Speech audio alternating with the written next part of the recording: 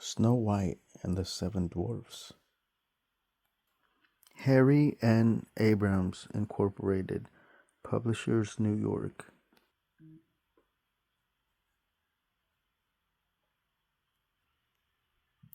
Chapter 1. A long time ago, longer than anyone can possibly remember, a queen sat by her window sewing. As her needle flashed in and out of her work, her thoughts wandered, watching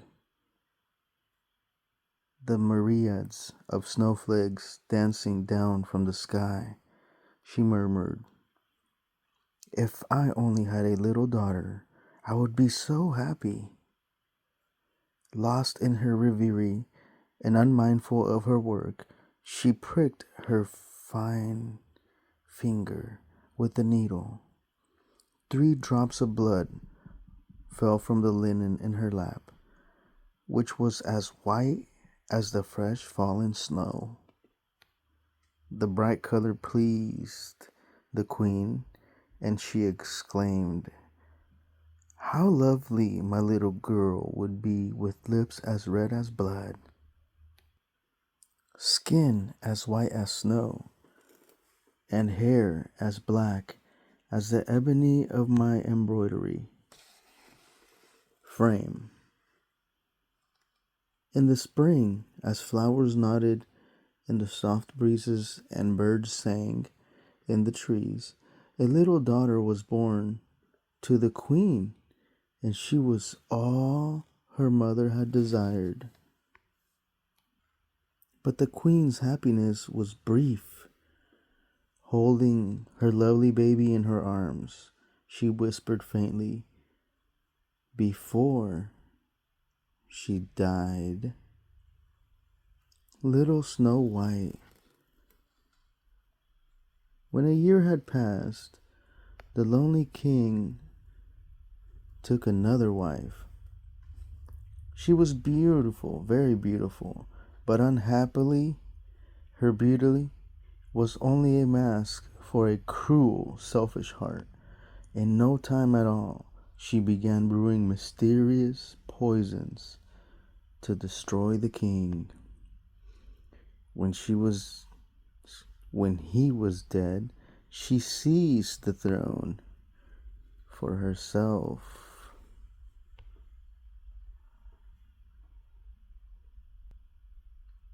The vain queen was jealous of all of the lovely ladies of her kingdom.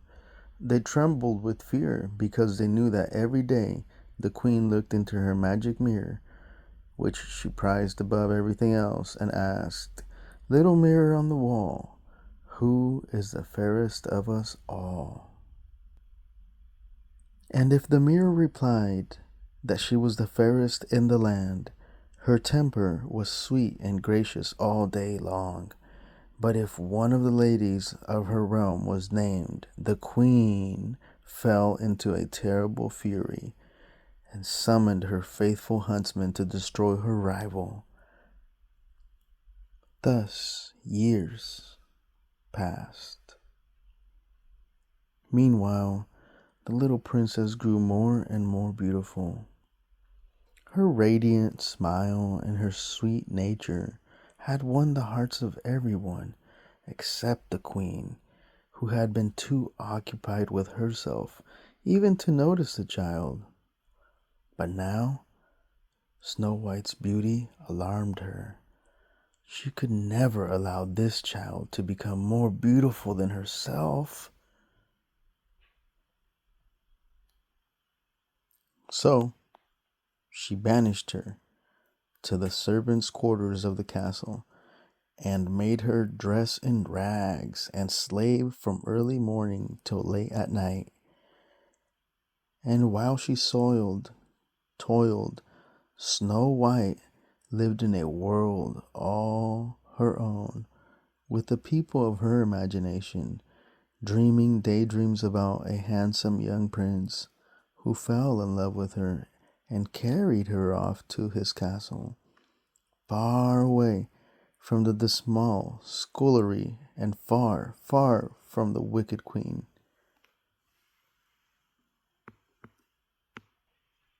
One morning, as she was scrubbing in a small courtyard, Snow White sighed and sang a little song. Friendly pigeons perched close by to listen. She crossed the yard, emptied her bucket, and lowered it down an old moss covered well for fresh water. Masses of pink roses climbed over the arch above the well and framed her lovely head as she looked down and saw her reflection far below. Her voice echoed along the damp, dark stones and seemed to come from some distant place. The pigeons chirped and nodded as she sang.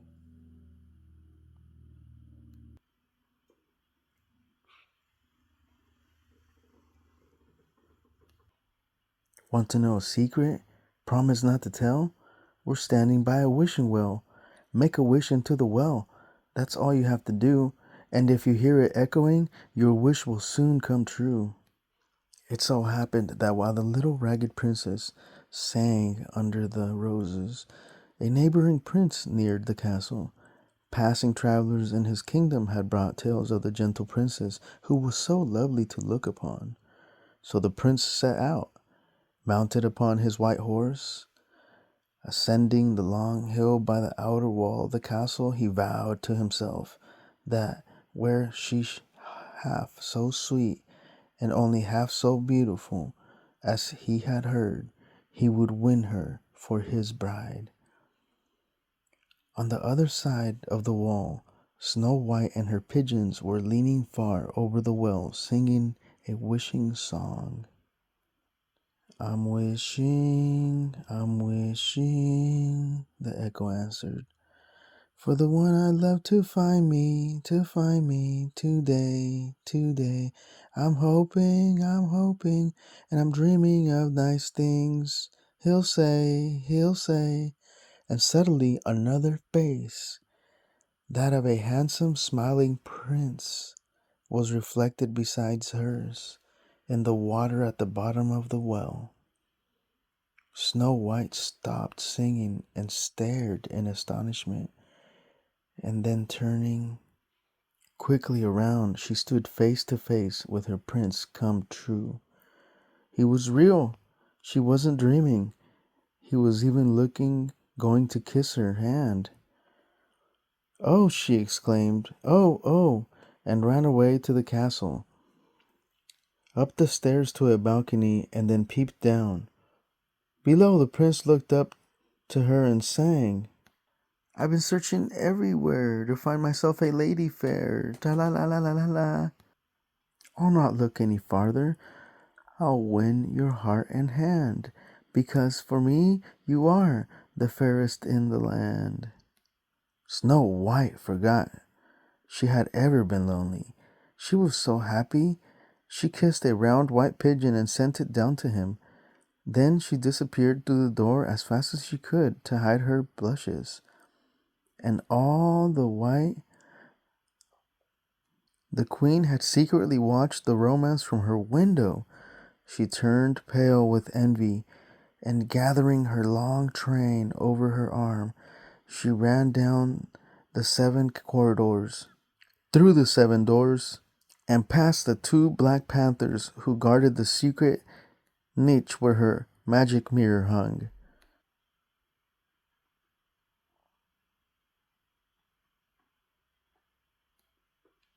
Chapter 2.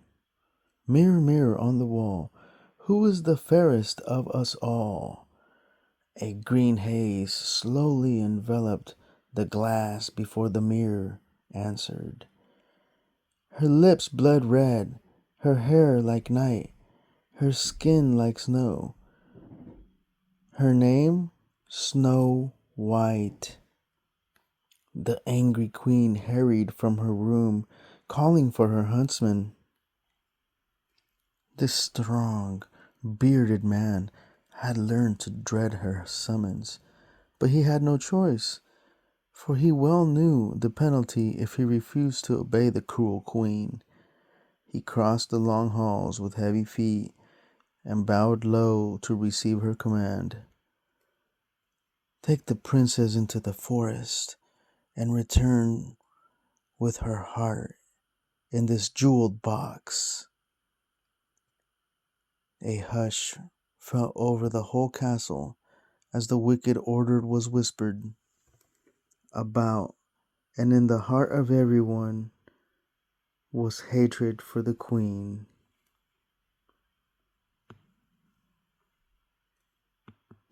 Chapter 3. The dew was still on the grass the next day when Snow White rode through the palace gates with the huntsman. Birds trilled early morning songs to the sun, and in her heart Snow White sang over and over again, "He loves me, he loves me, ah, he loves me." The huntsman, watching the young girl at his side with the sweet smile on her lips, wondered how anyone could wish her harm, and thought to himself, "If I kill her, my soul will burn forevermore, and my shame will be so great that I shall hate myself and hang my head before all men. Yet if I fail the queen, she will feed me to her panthers, or shrink me magically to the size of a walnut. Ay, and what will become of my poor children and my wife? Yes, and Snow White. For the queen will yet contrive some cruel death for her. Indeed, it would be a mercy if I killed her myself." But as they drew closer and closer to the forest, and the huntsman shrank before the thought, they entered the cool dark woods, and Snow White dismounted to pick some violets. Searching among the mosses for the flowers, her fingers touched the fluffy feathers of a frightened baby girl. Still on her knees, she picked it up to comfort it. Behind her, the huntsman soundlessly crossed the mossy ground and slowly lifted his knife. His shadow fell over a huge rock beside the princess. She sprang up with a cry. The knife fell out of the huntsman's hand, and as he looked into her frightened eyes, tears streamed down his rough cheeks. His voice trembled as he spoke. "I cannot kill you, even though it is the queen's command. She's mad. She's jealous of you. Quick, child, run! Run away and hide. Run into the forest and never come back." And snatching the reins of her horse in his hand, the huntsman mounted his own horse and rode away. But he could not return the little jeweled box empty to the queen. He was troubled and did not know what to do when suddenly an animal darted across the road. Taking aim, he killed it and placed its heart in the box. Then he rode back slowly to the palace. Alone and frightened, blinded by tears, Snow White ran on and on, deep into the forest. Not a ray of sunlight penetrated through the tall trees. In the gloom, she tripped over an old tree root and screamed. It seemed like a monster clutching at her ankle. Her terror magnified the shining eyes of animals and turned them into demons glaring at her. Everything came alive, and she seemed to be chasing her. She ran faster and faster until, breathless, she fell headlong into a swamp. With a cry of terror, she scrambled for the bog, only to tumble down a slope. A few steps further on, over and over, she rolled into a small clearing, where she lay sobbing and shivering. Inquisitive birds and rabbits and squirrels, and even a mother deer with her fawn, peeked out at her, but she did not see them. Her head was buried in her arms and her eyes were tight shut. A furry little rabbit, braver than the rest, nuzzled his cold nose into her neck. "Oh!" she screamed, and jumped up. Frightened, all the animals scurried off and hid.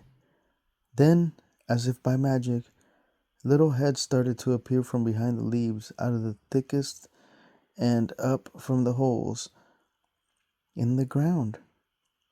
In the warm sunlight, Snow White saw them and laughed. "I didn't mean to frighten you," she said. A chipmunk parted the bunny's long ears and peeped through at her, and a baby bird hopped to the end of a branch to look down. "And all because I was afraid. I'm so ashamed of the fuss I've made." Looking up to the little bird, Snow White asked, "What do you do when things go wrong?" He raised his tiny beak and answered with a little trill, "Oh, you sing a song." And Snow White smiled and sang too, creeping out from their hiding places timidly at first, and then boldly, came all the little animals. They clustered around her, snuggled in her lap, and nestled in her arms. The birds sang with her, and the air was filled with sunshine and happiness. "I really feel quite happy now," she said. "I'm sure I'll get along somehow, and everything is going to be all right. But I do need a place to sleep tonight." Lifting the long soft ears of the mother rabbit, she whispered, "Maybe you know where I can stay." But the rabbit only twitched her pink nose and opened wide her soft round eyes. "In the woods somewhere," said Snow White, looking around. Her little friends were sympathetic and grave. They hardly knew how to help her, though they wanted to. "A woodchopper's hut would do," she suggested. They brightened up with an idea. The birds flew off, leading the way, nodding and chirping joyously. The rabbits, the chipmunks, the squirrels, and all the other animals trooped behind Snow White, who walked along with her arm around the mother deer's neck. Last of all, and far behind, plodded an old mud turtle.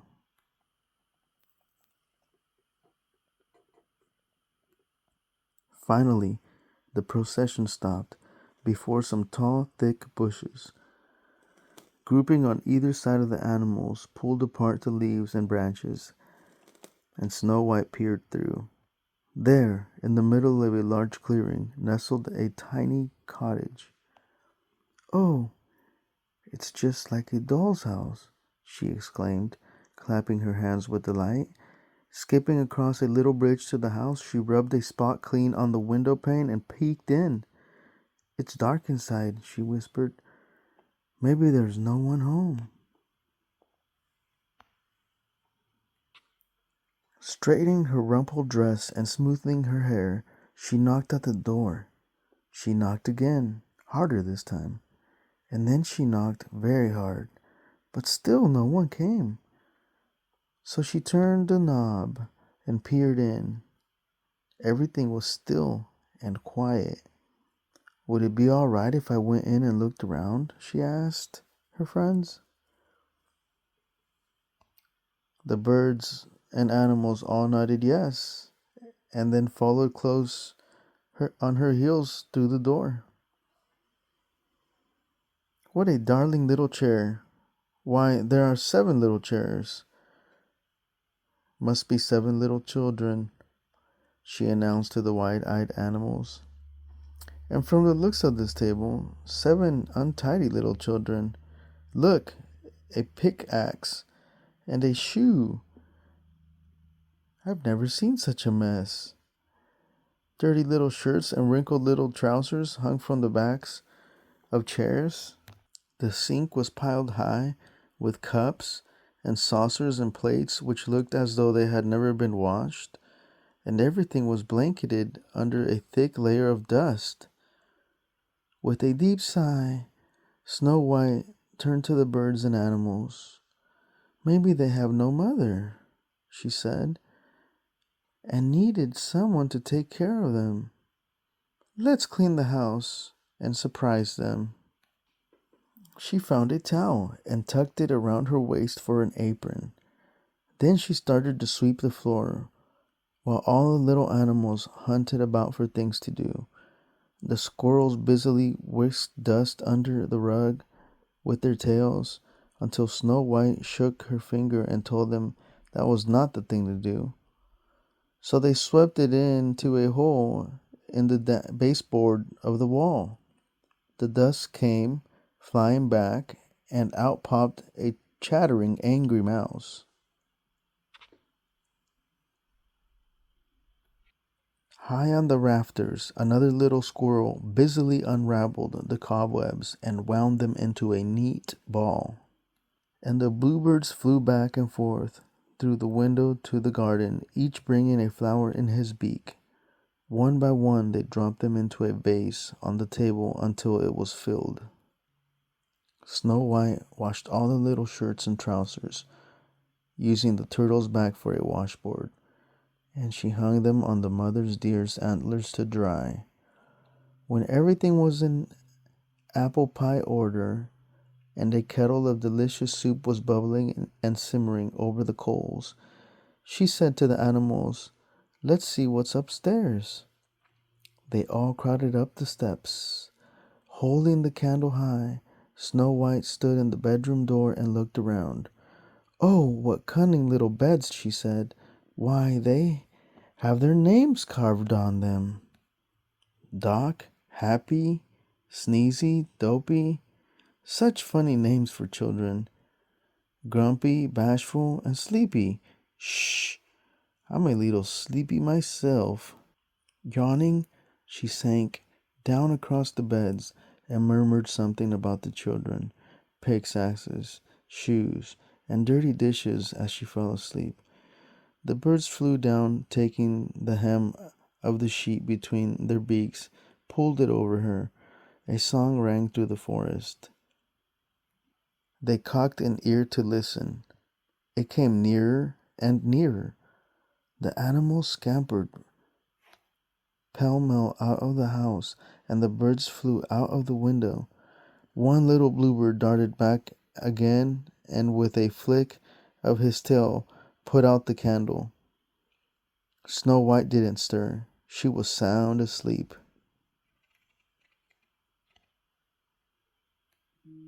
Chapter 4.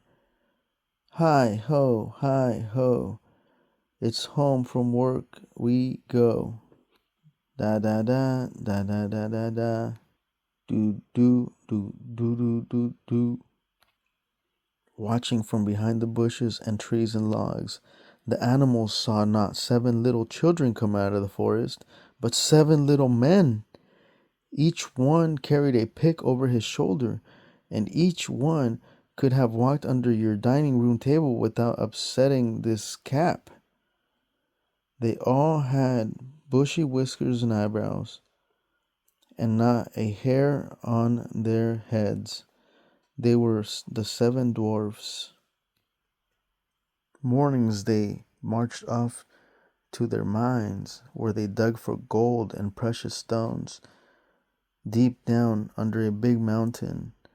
And in the evening they marched back to their little house, hidden in the heart of the woods.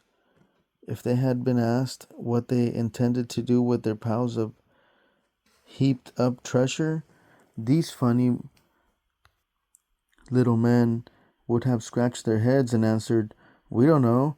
We never thought about that." Travelers never passed their cottage, and in all their hundreds of years they had never seen a woman. They believed the forest was full of dragons and demons and spooks. So you can just imagine how they felt when they saw smoke curling out of their chimney and the floor standing open. The door standing open. "Look, someone's in our house. Lights lit. Maybe a ghost, or a goblin, or a demon, a dragon. I knew it. There's trouble brewing. I felt it coming all day, boomed Grumpy. I've been warning you for 200 years that something awful was about to happen. Stealing up to the door of the cottage, they popped their heads in and popped them out again as quickly. Nobody there, whispered Happy. You can't see ghosts, muttered Grumpy. Follow me, ordered Doc the leader, who was always getting his tongue twisted. As they stood huddled together in the dim light, Sleepy observed, things look different, sort of unhealthy. Ghastly, agreed Doc. This chair, it's been dusted. Cobwebs are missing, announced Bashful. There's dirty work afoot, growled Grumpy, making a fierce face. The whole place is clean. Sink's empty. Hey, someone stole our dishes, hissed Sleepy. No, they're hidden in the cupboard, said Happy, running his finger around a cup. Huh? My cup's been washed. Sugar's gone. Psst, said Sneezy, pointing at a vase of flowers. Look, it's full of, They all made a grab for Sneezy's nose, but the mighty sneeze that shattered the silence and blew the little men in all directions. They trembled with fear, expecting the monster to leap out and destroy them. How do you think we can stalk this thing with you blowing like a cyclone? Scolded Grumpy. At the moment, a weird sound came from upstairs. It was Snow White, yawning and turning in her sleep. It's up there, said Doc, trembling. In the bedroom. Bedroom. Sneak, pup, peek, snup, yes, never. That is, one of us has got to sneak up and chase it down. And I'll stay here and butcher it. Who'll volunteer? Reaching out, he grabbed Dopey's right hand and waved it in the air. Then, handing him the candle, he pushed him up the steps. Go on, they all whispered encouragingly. It can't hurt you. We'll be right here. The candle shook violently in Dopey's hand, so violently it almost went out. As he crept into the dark bedroom, Snow White stretched her arms under her white sheet, and Dopey thought it was a ghost rising from the bed. His candle flew into the air as he dashed out of the room and dove down the stairs. He landed on top of the group of waiting dwarfs below, and before he could get his breath, they pelted him with the questions. Did you see it? Was it a dragon? Did it breathe fire? Dopey nodded yes to everything. Then he stretched out his arms as far as they would go to show how big it was, and folded his hands.